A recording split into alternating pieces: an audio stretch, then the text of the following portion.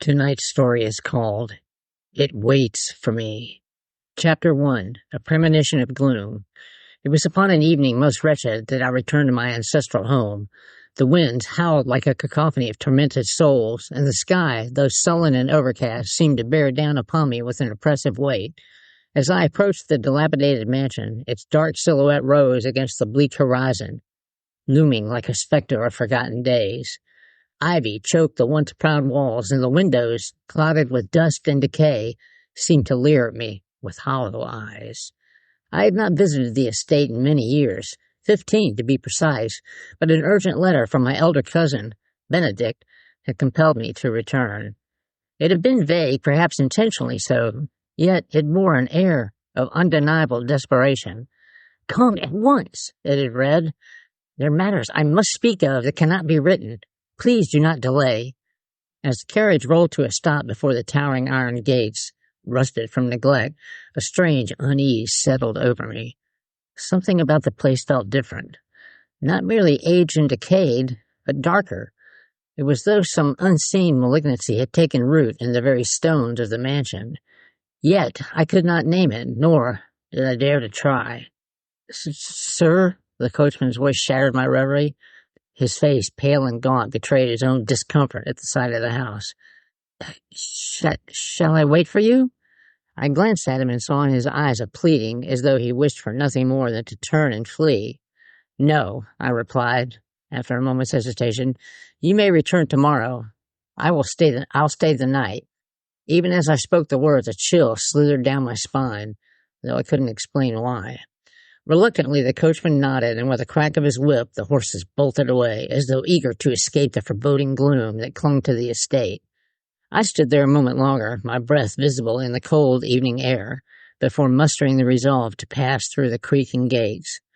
The path leading to the mansion was overgrown with weeds, and each step seemed to echo unnaturally in the desolate surroundings. The sun, now sinking below the horizon, cast long, distorted shadows that seemed to twist and writhe as though alive. I shivered, dismissing the notion as the product of an overactive imagination. Yet the feeling persisted. At last I reached the door, a massive oaken slab adorned with intricate carvings that had long since eroded with time. I rapped the heavy brass knocker 3 times. The sound reverberated through the empty halls beyond, but no answer came. After several moments of silence, I decided to try the door, and to my surprise, it swung open easily with a low, mournful creak. The air inside was thick with the smell of mildew and neglect. Dust motes swirled in the dim light filtering through the windows, and the heavy velvet drapes, once crimson, now hung in tattered shrouds. The grand hall, which had once been a place of warmth and laughter, now stood as a monument to decay and desolation. "Hello?" I called, my voice echoing hollowly through the corridors. There was no reply. I stepped inside the door, closing behind me with a dreadful finality. As I made my way deeper into the house, a growing sense of unease gnawed at my mind. Though it had been many years since I last walked these halls, I couldn't shake the impression that something was terribly, horribly wrong. The silence was oppressive, as though the house itself was holding its breath, waiting, watching. At length, I found myself standing before the door to my cousin's study. The memory of this room was vivid in my mind. It had been Benedict's sanctuary, a place where he had spent countless hours engrossed in his various studies and experiments. With a trembling hand, I knocked, the sound unnaturally loud in the stillness. No answer. I knocked again, more forcefully this time, but again there was only silence. My heart quickened. Something was terribly wrong. With mounting dread, I pushed the door open. The study was in a shambles. Books lay strewn across the floor, their pages torn and scattered like the remnants of some great storm. The fireplace, once a source of warmth, now stood cold and empty, its ashes undisturbed for what seemed like months. And there, slumped over the grand mahogany desk, was Benedict. A gasp escaped my lips as I rushed to his side. His once vibrant face was pale and drawn, his eyes, wide and staring, fixed on some unseen horror. He was dead. Of that, there could be no doubt. But it was not merely the fact of his death that filled me with terror. It was the expression on his face, frozen in a rictus of fear. In his hand, clutched tightly, even in death, was a piece of paper. With trembling fingers, I pried it from his grip and unfolded it. The writing was hurried, frantic, as though he had penned it in the throes of some unspeakable terror. The words themselves made little sense, yet they sent a chill through my very soul. They are in the shadows. They watch. And they wait. There is no escape. I staggered back, the paper falling from my hands. My breath came in short, ragged gasps as I struggled to comprehend the meaning of the note. What had Benedict been afraid of? What had driven him to such madness in his final moments? It was then, as I stood in the flickering light of the dying candles, that I noticed it. In the far corner of the room, just beyond the reach of the light, the shadows seemed to shift, to pulse with a life of their own. And for the briefest of moments, I thought I saw something there. Something dark, something monstrous lurking in the shadows. The days that followed passed in a blur, as though time itself had grown sluggish and distorted. The authorities came, of course, but they found nothing, no sign of foul play, no indication of what had driven Benedict to his untimely demise. They attributed his death to natural causes, perhaps a heart attack brought on by stress, and they dismissed the frantic scribblings on the note as the ravings of a man who had obviously lost his mind. But I knew better. Something in that house had unsettled my cousin, something that had been watching him, waiting for him, and had finally claimed him in the end. Though I tried to convince myself that it was merely the product of grief and imagination, I could not shake the feeling that I was being watched, too. The shadows seemed deeper, darker than I remembered, and at night I would hear strange noises, faint whispers that danced at the edge of my consciousness, just beyond the threshold of perception. I began to explore the mansion, searching for some clue as to what had happened. Benedict had always been a private man, but I knew that his studies had taken a darker turn in recent years. He had become obsessed with ancient texts, obscure rituals, and forbidden knowledge. I found his notes scattered all over the house, fragments of thought and theory that hinted at something far more sinister than I could have imagined. He wrote of shadows that moved with purpose, of entities that existed just beyond the veil of our world, unseen but ever present. His research had led him to believe that these beings, shadowy creatures, could be summoned, or worse, that they could slip through into our reality of their own accord if one were not careful. At first, I dismissed these writings as the delusions of a man who had spent too much time alone with his books. But as the days wore on, I began to question my own sanity. The house felt alive, as though it were watching me, as though the very walls were whispering secrets in a language I could not understand. And always, there were the shadows, those creeping, unnatural shadows that seemed to pulse and shift when I wasn't looking. One night, unable to sleep, I found myself drawn to the study once more. The room had been cleaned, Benedict's body removed, but the atmosphere remained oppressive, as though the air itself had been tainted by his death. I sat at his desk, my mind racing with thoughts of his research and of the things he had written. There in the shadows, they watch and they wait. What had he seen in his final moments? And what had driven him to such madness? As I pondered these questions, the fire in the hearth flickered and died, plunging the room into darkness. The candles, too, sputtered out one by one, until I was left alone in the cold, suffocating gloom. And then I heard it, a faint whisper so soft that I thought it must be my imagination. But it grew louder, more distinct, until I could no longer deny its presence. The words were unintelligible, but the tone was unmistakable. It was a voice, not human, not animal, but something else. Something in the shadows. Trembling, I lit a match and hastily relit the candles. The light banished the darkness, but only for a moment. As I glanced toward the far corner of the room, my heart seized with terror. The shadows were moving again. This time there could be absolutely no doubt. The darkness seemed to pulse and writhe as though something was stirring within it. Something alive. My breath caught in my throat as I stared, transfixed by the unnatural sight. And then, from within the deepest recesses of the shadows, a pair of eyes emerged. Glowing, malevolent eyes that stared directly into my soul. I bolted from the room, my heart pounding in my chest. The house felt like a maze, its corridors twisting and turning in ways I could not comprehend. Every shadow seemed alive, every corner held some unseen threat. The whispers that followed me growing louder, more insistent. filled my mind, drowning out all rational thought. At last, I reached my room and slammed the door behind me. I leaned against it, my breath coming in ragged gasps. The whispers were gone, but the terror remained. I knew now what had driven Benedict to his death. There was something in the shadows, something that was ancient and malevolent, and it was coming for me. The night that followed was the longest I had ever endured. Sleep eluded me, chased away by the incessant whispering and the relentless sense of being watched. The shadows in my room seemed to stretch unnaturally, curling along the floors and walls, like smoke, threatening to consume me if I so much as closed my eyes. When at last the first pale light of dawn seeped through the heavy curtains, I rose, exhausted but resolute.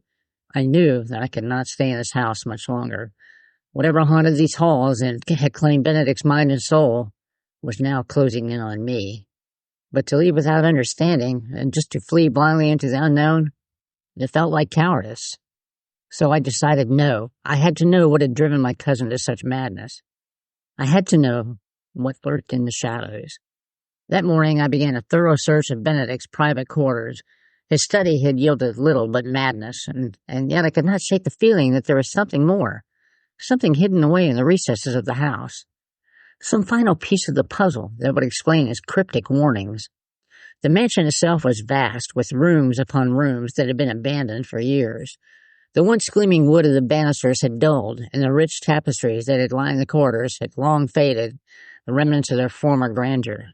As I searched through forgotten closets and crumbling shelves, I unearthed relics of a long-dead family history, portraits of stern-looking ancestors, letters yellowed with age, and trinkets from forgotten travels. But there was nothing that spoke of the darkness I now sought to understand. I soon found myself in the east wing of the house, a section that had been sealed off for as long as I could remember. As children, I remembered Benedict and I had been forbidden to enter these rooms, and in our youth, we had just assumed it was simply because they were old and dangerous. But now, with the weight of what I had witnessed pressing down on me, I wondered if there had been another reason for the seclusion of this part of the house. The door to the east wing was locked, and after a few minutes of searching, I found a rusted key in one of Benedict's drawers. The lock gave way with a groan, and the door swung open to reveal a corridor thick with dust. The air was stale, and the light dim. The smell of rot was almost overpowering. I hesitated for only a moment before stepping inside, my footsteps echoing eerily in the stillness. The east wing was a world apart from the rest of the mansion. Where the other sections had been neglected, this one had been, utterly abandoned. Cobwebs clung to every corner, and the furniture was covered in thick layers of dust. But as I moved through the silent rooms, a strange sensation began to creep over me, the feeling again that I was not alone. I pressed onward, driven by a growing sense of urgency, and at last I came to a door that was different from the others. It was smaller and more discreet, and unlike the others, it bore no sign of decay. In fact, the wood appeared almost untouched by time, its surface smooth and polished, as though someone had cared for it, even in the midst of the ruin around it. I hesitated before the door, my hand hovering over the knob. The air around me felt heavier, thicker, as though something on the other side was waiting for me. Steeling myself, I turned the knob and pushed the door open. The room beyond was a stark contrast to the rest of the house. It was clean, in fact, immaculately so. The walls were lined with shelves, each one filled with books, scrolls, and strange objects that I did not recognize.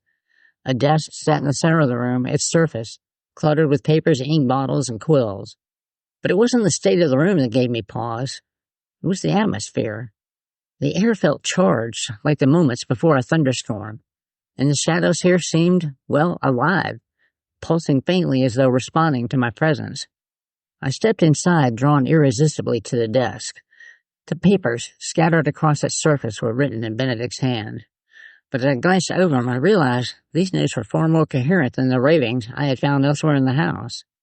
They spoke of rituals, of ancient rites, designed to call forth entities from beyond the veil of our world. The texts Benedict had been studying were older than I had imagined.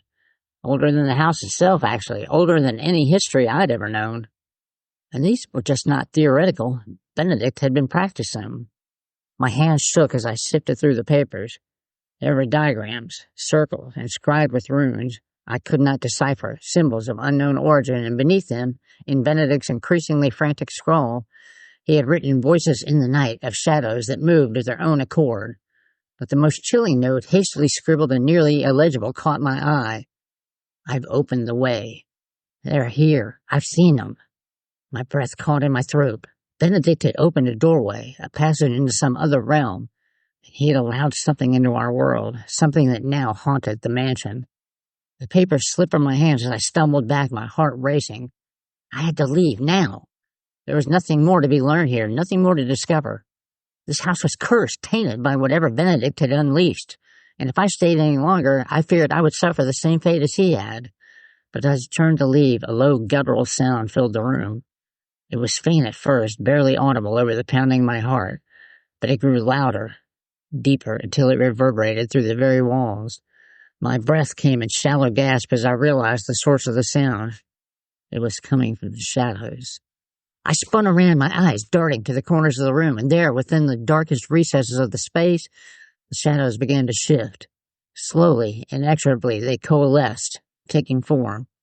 The darkness writhed, swirling like a living thing, until at last a figure began to emerge. It was tall, unnaturally so, and its body seemed to be made entirely of shadow, as though the very essence of night had taken on a terrible, twisted form. Its face, if you could call it that, was featureless save for two glowing orbs where its eyes should have been, eyes that burned with an unnatural, malevolent light. It regarded me with a predatory stillness, as though waiting, calculating. The whispers returned, louder now, filling my mind with their incoherent murmurs. They pressed in from all sides, a cacophony of voices that made it impossible to think, to move. I felt myself slipping, my mind unraveling, as the entity before me loomed closer, its presence suffocating. In a blind panic, I bolted from the room, slamming the door behind me. I could hear the thing stirring behind it, hear the whispering voices growing louder, more insistent, but I didn't look back. I ran through the corridors of the mansion, my heart pounding in my ears until I burst into the main hall. The front door loomed before me, and without a second thought, I flung it open and stumbled out into the cold evening air. The sky was darkening and the wind howled through the trees.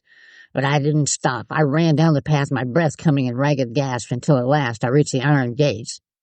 Only then did I turn back. The mansion stood silent, its windows dark and empty. But in the fading light I saw them. Shadows moving within, writhing and twisting like dark tendrils. They pulsed, as though alive, as though watching, waiting. I fled. I don't know how long I wandered after that. Days, perhaps weeks. Time had lost all meaning. I found myself in a nearby village, disoriented and feverish, my mind teetering on the edge of madness. The locals found me wandering in the streets, raving about shadows and whispers, and took me in. They were kind, but they didn't believe me. I mean, how could they? I scarcely believed it myself. But today the whispers have not ceased. They follow me, even here in the daylight, when there are no shadows to hide in. At night they grow louder and more insistent. And I know they're waiting for me, for the moment when I will slip, when my mind falters and they will claim me, as they did Benedict. I can't escape. There's something there, something ancient, something malevolent, and it's watching and waiting. I don't know how long I can resist, but when the darkness falls and the shadows creep once more into the corners of the room, I'll face them as Benedict did, and I fear that, like him, I won't survive.